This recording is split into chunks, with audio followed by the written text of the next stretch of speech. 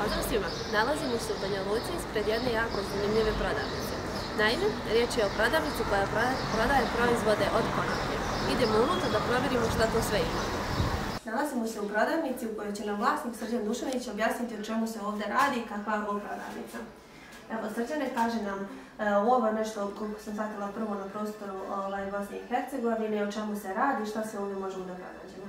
Jeste, da.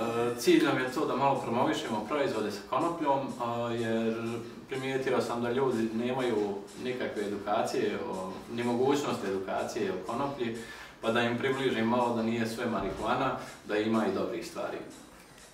Ispunio sam sve uslove, jel? Pa evo, kad već govoriš imao si svega, koje su sve prepreke bile da dođemo danas do ovog šopa? Da li ih ovo uopšte bilo, birokratija, kako šta? Jeste, malo je kroz to da je, kako su mi rekli jednom, nedefinisan pravilnik, kao Nutella sa sjemenkama konoplje, pa je malo išao u taj smjer i onda ima i med sa sjemenkama konoplje.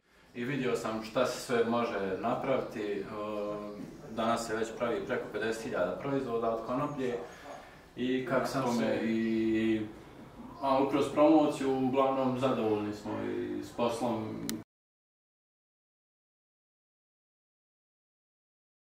Da dobiješ dozvolu uopšte je kao minimum je hektar da posadiš, uslov. Ja sam eto 2 godine posadio po 2 hektara i sve funkcioniše, imamo dobru klimu, mislim to se uzgaja i